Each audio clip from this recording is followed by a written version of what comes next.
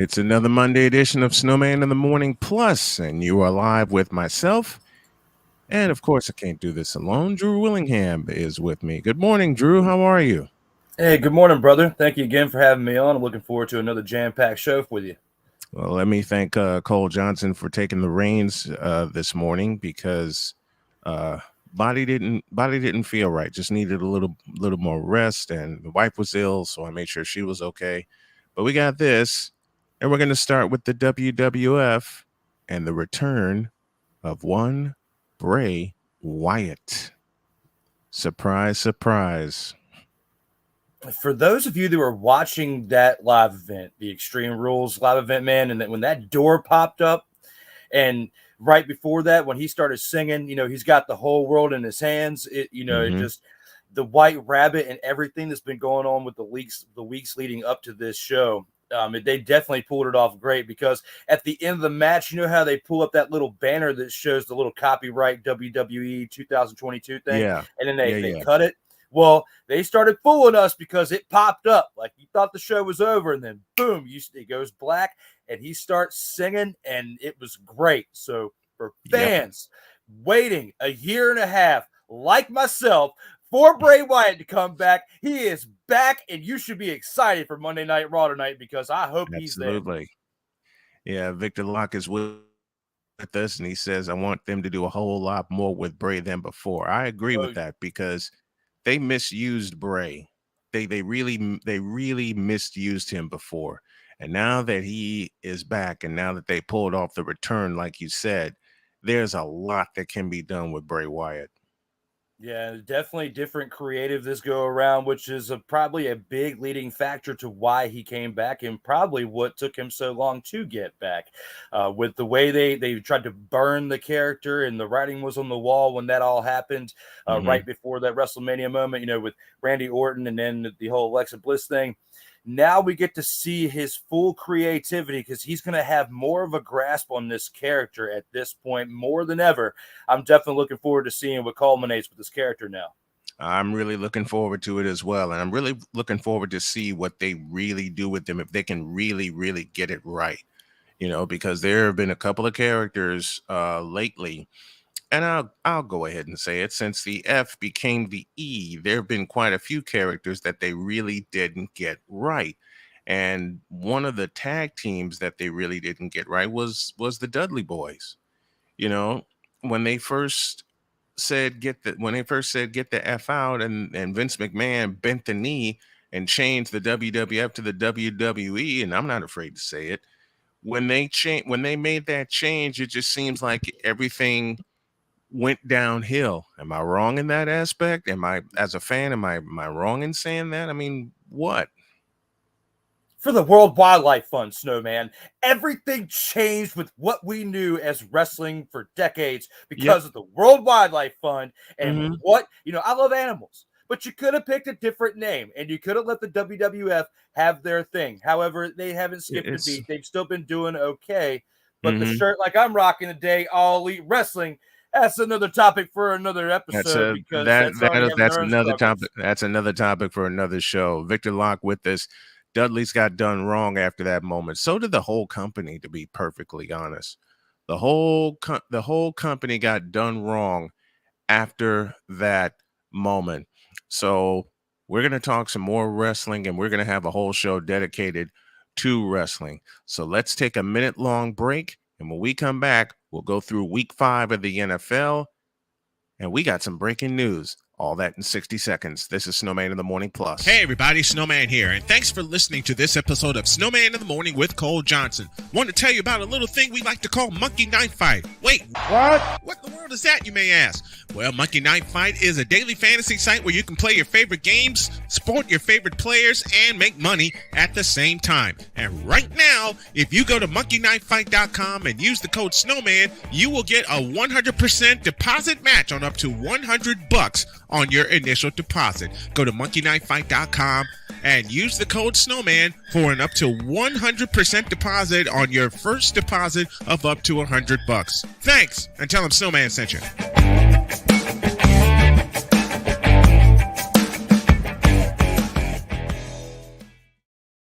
Back here on the Plus with Drew Willingham, Snowman here with you. And we got some breaking news. We just got it before we came on. Matt Rule is gone from Carolina. And as Jay Spivey has said, and I have said, and Drew has said in the chat quite a few times, he should have never been hired in the first place. Nope. And it goes to show that lone win that they had against the Saints, a few weeks back. And we got some question marks that could be arising to that team potentially for that. But Matt Rule 1-4 as a head coach this season and lost to the 49ers pretty decisively. Your team yesterday, 37-15. You waxed that rear end, Snowman. Man, that is wild. That run game, I tried to tell people that run game of the 49ers is something else. And as much as Cowboy fans love getting in my face about their defense, the best defense is in San Francisco, not Dallas. Absolutely. The 49ers now 3-2 starting up the season, with everything going on with the whole Jimmy G situation and everything. It's just, I'm glad they've got a positive record now going into this week 6 contest this upcoming week. But 37-15, definitely a big win for you guys, a huge loss for the Panthers and for Matt Rule, who's now out as a head coach in the Carolina Panthers team.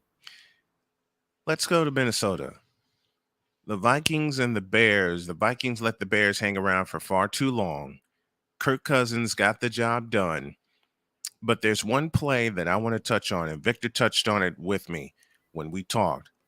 I know you're trying to get extra yards, and I know you're trying to get your team within field goal range. And again, I go back to getting extra yards. But why'd you stay in bounds, risking a strip at the same time? Why'd you do that? It was a horrible call. It was just like some things we could talk about with the Commander situation when you compare and contrast certain situations, certain calls. With that, I mean, the whole dynamic of the game changes with that mistake. Indeed. F. Holiday, good morning to you. In case y'all are wondering, you can support via Cash App. And also there's a new Patreon for the SDM Sports Radio Network. I'll have that up tomorrow during the main show. Latina and Callie also gave us a drop on Cash App. Thank you very much. But shout out to Latina and Callie, by the way. Yes. Because last week I battled the sea. Okay. Battled the sea. And her situation where she suggested to me to get the elderberry syrup. It was a great pickup, and I feel great. So thank you, Latina and Callie. Shout out from me to you. Good, man. That was something, and I knew you were feeling better. I knew you were feeling better because we messaged each other over the course of the weekend. More NFL Week 5 stuff. Mentioned the 49ers win. Mentioned the Vikings barely beating the Bears, and I do stress the word barely. The Giants beat the fake MVP in London, and the Giants are 4-1 on the year. And I picked the Giants. When we did our picks on Friday, I picked the Giants because I knew Aaron Rodgers and young receivers would not be able to click in the final seconds. And the Giants knew what was going to happen on 4th down. It was 4th and 2. It was about a minute left. And Aaron Rodgers touched his right shoulder. Dead giveaway that he was going to the right. And the Giants were ready for it and batted the pass down. What's wrong with Aaron Rodgers and the Packers? Devontae Adams isn't there. That was a secret weapon. That's big. Even though Alan Lazard has stepped up pretty well in his absence, I got to say, as stepping into the number 1 leading receiver role, he's been averaging about 100 yards a game, it seems like, throughout the first 5 weeks. However, Aaron Rodgers dead giving it, like you said, with the body language, touching the right shoulder, you already know what's going on when he's doing that. So without having your secret weapon and you're still trying to figure things out, it's going to be a rough season for Aaron Rodgers. There will not be a 3rd straight MVP like a lot of people were clamoring for during the offseason. And I was one of them. I will actually, honestly, I'll be the one who was saying it during the offseason. I was sticking my neck out there saying that he's going to prove it by spreading the ball around. And what has he done? He is not been as bad as Russell Wilson, Snowman, Oh but God. he still has been not as great as he was the past 2 seasons with the back-to-back MVPs. I mean, Fraudulent. let's go to Denver. That game on Thursday night sent my wife to bed at halftime, where she just absolutely crashed. Me, I'm here in my office listening to the call from Matt Taylor, and I'm working on getting Matt Taylor on the show for Colts preview this week. What the hell was that? That's the only question I have. My wife even asked me that question when I told her the Colts won, and like I said, she fell asleep before on Thursday night. She looked me in the eye and said, "What the hell was that?" And so I'm posing to you, what the hell was that Thursday night game in Denver? Snowman, Matt Ryan is definitely not living up to the hype that he's had during this offseason. These two teams, these two quarterbacks had so much hype around them because both of these teams were one quarterback away. You pick up Russell Wilson in Denver, you pay him. You pick up Matt Ryan a lot cheaper than you picked up Russell Wilson. However, when you put them both together, they still played horrible. Matt Ryan, 251 passing yards on 41 attempts, completed 41 passes. 26 of them he completed, but he threw 2 interceptions, no touchdowns. And the rushing game wasn't much better with Deion Jackson and Phillip Lindsay. Deion Jackson barely getting 62 yards, and Lindsay proving why Denver didn't want him with only 40 yards on 11 carries. Horrible, horrible team ball. It's not all just Russell Wilson. However, that final play where he just throws it right at Gilmore and gives him the game. He threw it at Gilmore twice. And when you do that, and you give them away, those 2 interceptions right there were more costly to the game for the Broncos than what Matt Ryan's 2 interceptions were. So they both equally played horrible, but Matt Ryan at least wasn't as horrible as Russell Wilson was it really counted. Did Wilson turn into Pete Carroll from Super Bowl 49 because he telegraphed his last 2 passes of the ball game?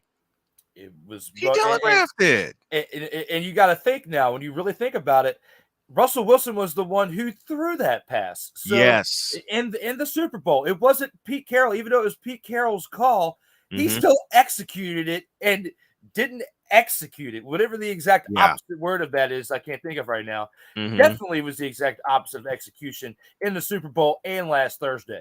It wasn't the excellence of execution, I'll tell you that. Let's go to Buffalo. Let's go to Rich Stadium. And yes, I still call it Rich Stadium.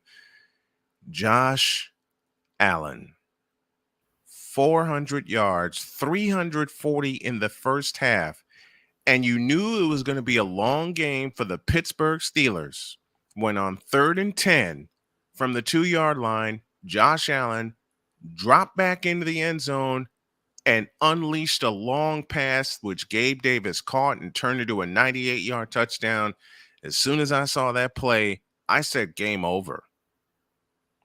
Absolutely. 38-3, that final score in Buffalo.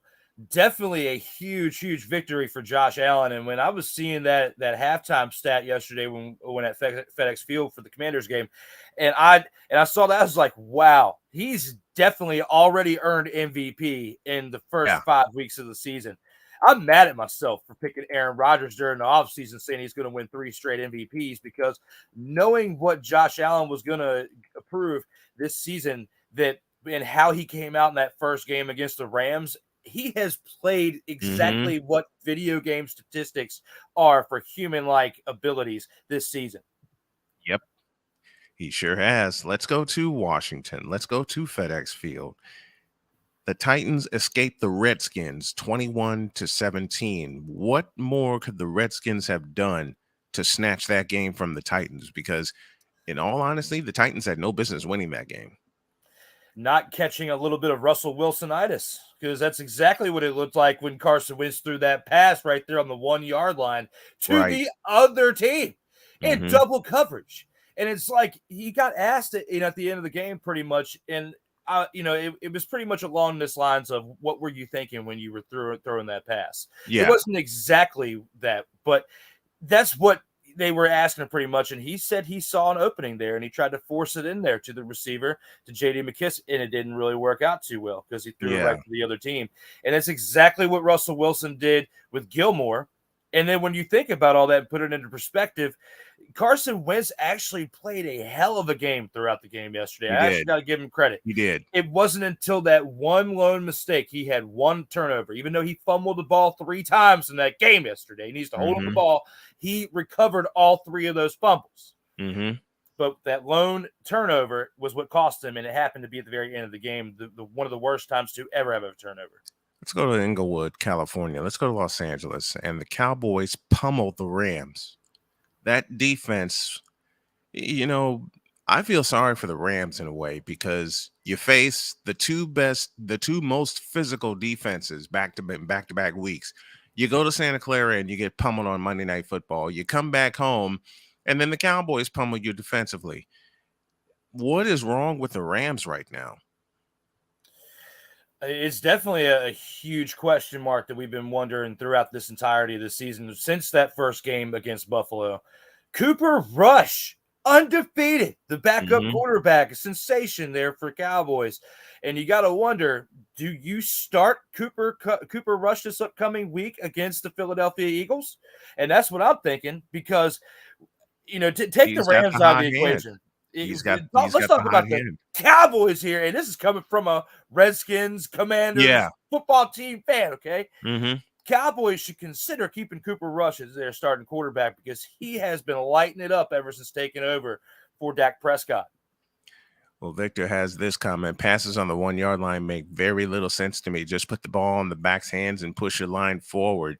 That's what I always thought, and that's what I always saw growing up. If you're on the 1-yard line, your offensive line can get you a yard more often than not. Yes. It's like if you can't get a yard on the ground, then what are you doing on the offensive line? One of my favorite running backs of all time is the great John Riggins, and he had the Hogs in front of him. And my favorite play of John Riggins was Super Bowl 17. It was 4th and 1, and Joe Gibbs called a timeout. And the Dolphins called a timeout. Don Shula called a timeout. Because when the Redskins kept their offense on the field, you already know what was going to happen. Number 44 was going to get the ball. And not only did he get the first down, he got the touchdown, which basically sealed the game for the Redskins and sealed the game and sealed the MVP for John Riggins. Victor Locke, I asked this question on Snowman in the Morning. Do you think the Rams no longer have that hunger since they won the Super Bowl? I'll answer that for you. They don't. Take a look at them. Take a look at them. You know, Ryan McCarthy with this. It makes as much sense as lining up on 4th and short. God, how many times have we seen that just in the past 2 years? Just in the past 2 years, we see quarterbacks, Russell Wilson, lining up in the shotgun on 4th and short. And then you see offenses running a toss play on 4th and short. That's disaster waiting to happen. I mean, the excuse all year long so far, or at least the first month, has been he's running a different offense. But I don't think you can be – you're looking like Curtis Painter of the Indianapolis Colts when he took over Peyton Manning when he was having that neck injury. Yeah. There was a neck surgery. You're looking like Curtis Painter right now. That's a horrible contrast to have because you're a Super Bowl winning quarterback. I should not be comparing you to Curtis Painter. No, you really shouldn't. Let's go to Arizona. Everybody else in the NFC West lost. The Seahawks lost in New Orleans. The Rams lost at home to the Cowboys. And then there's the curious case of Kyler Murray and the Cardinals. They come back from 14-0 down. Even the game at 17 had 3 different shots to win that game. But that Eagles defense stood tall, and Jalen Hurts got them the winning points. It was definitely a big win for Jalen Hurts in his young career, going against Kyler Murray. You know, Kyler Murray gets a huge contract and leaves the baseball aspirations, comes to the Cardinals. And this is a game that you should expect the Cardinals to win. They've been making the Yeah. moves during the offseason, especially for the offense. But you know that Howie Roseman, and I was talking about it on my show during the offseason as well. He made some big moves for the Eagles as well. So Yes, you this did. was a huge contest for both teams. Very close contest, a very good one at 20-17 overall score. I think it was probably one of the better games of the weekend. Mm-hmm. Wasn't a blowout. It was what you expect of level competition by both sides of the ball. Just happens to be that the Eagles took it out over the Cardinals, and it's a big win for the Eagles, a big loss for the Cardinals as well. And I think that, excuse me, and I think that loss will send the Cardinals on a spiral because that's a game they should have had. Speaking of the game of the weekend, let's go to Baltimore and Justin freaking Tucker. I mean, we've seen I've seen kickers like Kevin Butler, Ray Wersching, Raphael Septien, but Justin Tucker, my goodness, pulls it out for the Ravens in a great game against the Bengals, 19-17. Lamar Jackson, I will say this. Lamar Jackson is making a liar out of me. 19 of 32, 174 yards. He threw a touchdown and a pick. But the play that kind of made me smile about Lamar Jackson was on the final drive of the game when on a 3rd and 2, he kept the ball and got them a first down. And they were able to run the clock all the way down. And then Justin Tucker comes on and does what he's supposed to do and kicks him on to victory. Justin Tucker's going to go down as one of the best kickers in history when he's done. I mean, we've been spoiled. We saw Adam Vinatieri. Yes. And then before that, and then, you know, just when you think that you can't get much better than that because of all the great kicker, Ray Guy, you know, the punter and all these different, and George Blanda, who was a great kicker and a quarterback. You know, we've had great kickers. Vinatieri, in my opinion, was the best. But I tell you what, Justin Tucker is making his case. Yeah, to be because and Sebastian Janikowski had a great leg to kick 60-yard field goals while drinking a keg of beer. It seems like on the sidelines and not. It doesn't seem that way. Yeah, it seems like he was getting hammered on the sideline kicking field goals. But if you remember the movie The Replacements, that's what Janikowski reminded me of. That in The Replacements, the kicker smoked, and Janikowski just seemed like he was drinking beer. Yeah, and he come on. Okay, this is 60 yards. I can handle this. And you know, you see Vinatieri and you see these other great kickers before, and it's like we just think, I mean, now we're just going to be seeing average kickers, but these other great kickers set the tone for the next generation, and Justin Tucker's definitely running with it, and he's definitely going to be a top 3 kicker when he's done. I don't know if he'll be the best because of those other ones I mentioned. And like I said, we've been spoiled, it seems like now, especially up to this point. But he's definitely going to be in the top 3 when he decides to hang up his cleats at the end of his career. Absolutely. One more to look at before a break. The New York Jets blow out the Miami Dolphins and ended a 12-game losing streak versus the AFC East. Not only did they blow out the Dolphins, they hung 40 points. They hung 40 points on the Miami Dolphins. Is this the beginning of a rise for the Jets and the end for the Dolphins as they're minus Tua? You know, it's hard to see a team lose their franchise quarterback because, especially when you know you've got so much invested into them, that's when you see 3 touchdown deficits, and that's definitely what we saw, a 3+ touchdown deficit in this game. Now, we didn't expect to see it with the Jets, Snowman. With the Jets, you know, a team that we've been talking about a lot of turmoil, especially over the past decade and throughout their entire franchise history for the most part. You don't see this type of victory. We see probably at least a 3 to 7 point touchdown. I mean, 3 to 7 point win for them, but not a 3 touchdown. Definitely is huge loss for the Dolphins because with Tua being gone, and we don't know how long he's going to be gone because of the severity of his injury. Teddy Bridgewater's not the answer at quarterback. And it goes to show that there were a lot more question marks within this team besides Tua if you're going to lose by 3 touchdowns to the Jets.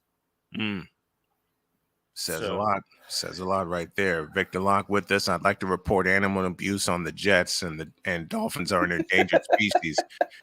I think the Dolphins season is finished. No Tua, no organization. I mean, you pick up Raheem Mostert, Salvon Ahmed to try to shore up that running game. But where was that running game yesterday when they needed it? And plus, Teddy Bridgewater got knocked out with a concussion on the first drive of the game. So what are they gonna do? How are they gonna solve this problem? That's our look at week 5. Take a short break, and when we come back, the New York Mets ought to be ashamed of themselves. This is where I give Drew Willingham the floor when y'all get back. Hey everybody, Snowman here. I have a way for you to support our humble little morning show and support your favorite team and or player at the same time. All you have to do is go to officialsitmorn.com/fanatics. That's right, officialsitmorn.com/fanatics. With the NFL on the way, as well as Major League Baseball heading into its playoff stage, you can support your favorite player and or team, and you can also support this morning show, as Fanatics is an affiliate sponsor of Snowman in the Morning with Cole Johnson. Just head on over to officialsitmorn.com/fanatics and you can support your favorite team and or player. Fanatics, where sports fans shop. And when you go there, tell them Snowman sent you. Thanks. This portion of Snowman in the Morning Plus presented by Fanatics, where sports fans shop. And Fanatics is an affiliate sponsor of Snowman in the Morning and Snowman in the Morning Plus. And speaking of which, I haven't played this yet. 'Cause we take this job so serious. What in the all types of blue hell? This is Snowman in the Morning with Cole Johnson.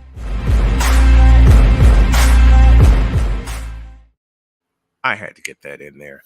This is where Drew Willingham takes the floor, and the Mets, 101 wins, and they get beat down. They beat their two best pitchers, the Padres did, including Max Scherzer. Drew, the floor is yours. You got one hit yesterday, New York Mets. Shut out 6-0. This is terrible. This is terrible when you think about this team and how much money they've invested, and you're trying to make silent negotiations in the dark from what it seems like to try to bring in Aaron Judge during this offseason. Well, after how you just played, there is no way, no how you're going to be bringing Aaron Judge in here, especially after he hit those 62 home runs. He is staying in New York, but as a Yankee. When you played the San Diego Padres, a team that is missing their shortstop because he was using some type of cream for a rash or whatnot, he wants to say. You're missing that in a team that we've been going hard on over the past 2 months ever since he tested positive for steroids and has been out. When you think about all that and you put everything into perspective, the Padres shouldn't be here. The Padres shouldn't have even won a game against you. You should have swept them like the Seattle Mariners just swept in this first round of the playoffs. Definitely huge for the Mariners, which I'll get to that in a second. But with the New York Mets, the amount of money you've invested in this team, the pitching, your offense, and you've made all of these moves, and you get beat by the Padres, who were missing their guy who was just on the cover of MLB The Show last year and who's been out because of what I just said as far as him testing positive. When you put all that in perspective, even though they brought in Josh Bell and Soto right around the trade deadline from Washington, and they've done what they've done without Fernando Tatis Jr., and you think about all this, they still shouldn't be here, in my opinion, and the Mets should be going on to face the next round, and they should be facing a team, in my opinion, in the Dodgers that, is definitely a number one team in the National League, and especially since picking up my guy Freddie from my team right here, the Atlanta Braves. The Braves have to face the Phillies now, as the Phillies definitely upset the Cardinals this past weekend. And when we think about all that, with Albert Pujols and his legendary season that he had, winning the Pujols and Yadi Molina, now their careers are over. Now the Phillies are on to the next round, and we've got 3 teams from the NL East that made the playoffs. However, there are 2 still in it, but not the 2 that we thought, the Braves and the Mets. It's going to be the Braves and the Phillies that go on now to the division series, and it is a huge slap in the mouth for the New York Mets to have this happen to them and their fan base, who has endured a lot too. We will not get that Subway Series we've been hearing throughout this season, Snowman. We've been hearing a Subway Series 2022 this year, and we're not going to get it because of mismanagement. And I can't even put it all on Buck Showalter because he's been a great coach, and he gets a bad rap in certain areas that I feel like it should be more accountable for the front office and not him. He should not be taking any fault for this whatsoever. I'll tell you another reason why we're not going to get a Subway Series, because it's eventually, in my opinion, going to come down to the Yankees and the Astros, and the Yankees have yet to solve the Astros. They've had 2 different shots at them, and they haven't solved them yet. But I look at the series the series that interests me is Seattle and Houston. You got the wildest of the wild cards in the Seattle Mariners, and then you got the big bad Astros, who I've said since 2020 are a professional hitting ball club. And I made my apology to the Astros, but you got some people that won't let go of what happened to Houston. And they're like, they should not be allowed to look. The Houston Astros are a professional hitting ball club, and ever since they got zapped for cheating, they served their time. They served their punishment. Dusty Baker was laughed at when he took over the role of manager for the Houston Astros. All Dusty Baker has done is win division titles, and he's the manager of the defending American League champions. Really? He got beat by a better team in the World Series in the Atlanta Braves. Okay? In 6 games. I can accept that. What I can't accept are people that still say the Astros should be zapped again and the Astros should have an asterisk next to their name. Have they not proven enough? Have they not proven that we don't need the trash cans after all? I mean, it makes you question why they needed them in the first place. Yeah. I wish Dusty Baker would have won that World Series with the Astros when they won, because it's a shame. He did win one as a player, but he deserves one as a manager. This may be the one. This may be the year, because if they get by Seattle, and I expect that may go the distance. That division series may go the distance, because Seattle is no joke. Seattle is absolutely no joke. If they get by Seattle, forget it. Doesn't matter who they're facing from the other series. And I hope the Cleveland Indians get spanked by the New York Yankees. I don't want it to go no more than 4 games. Why? I have a particular hatred for the Cleveland, because they're a division opponent. I got a particular hatred for the Cleveland Indians. And speaking of hatred, we got one more subject before we get out of here. I've had so many people. You all know the incident that happened between Draymond Green and Jordan Poole. Draymond Green owned up to what happened. But what people don't realize is that the Warriors got pissed about the right thing. And that is, how did the video get leaked to TMZ in the first place? And now it's forcing the Warriors to do damage control, which they are doing very well. And now it's forcing a lot of speculation. Even with something I read just a moment ago, Stephen A. Smith seems to think this is the last go-round with Draymond Green with the Warriors. I don't think so. I don't think this is the last one. Listen, I'm not an athlete. I have not been in basketball practices. I viewed them as a broadcaster and as a broadcaster only. Things get heated in practice. When you're the defending world champions, people are coming after you. And with the Lakers beating the Warriors last night by 3 in San Francisco, You know the bronzexuals are off the charts. You know the Faker fans are off the charts, saying we beat them. It's the preseason. Shut it up. Shut it up. This will be my final word. Shut it up, Laker fans. Shut it up, bronzexuals. Until you beat them, A, in the regular season, or B, in the playoffs, shut up. Just plain shut up. For good. Because you've proven nothing to me, to this fan right here, to this broadcaster. You've proven not a doggone thing.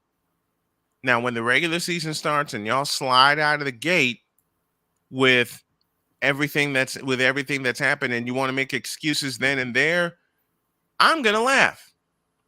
And the prediction I've said, if the Lakers win 35 games, I'll be surprised. They won 33 last year. I didn't even call for them to win 40 last year. I'm not calling for them to win 40 this year. Can I be proven wrong? Absolutely. And when that happens, I will say as such. But I just don't see it.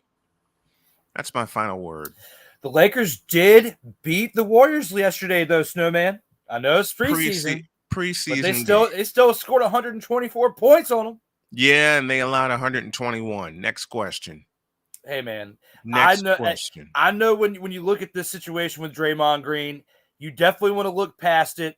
You definitely want to keep him on there. You, as a supporter of Dub City, I know you want to keep him in there because his defense is what's been great for you throughout his tenure with this team.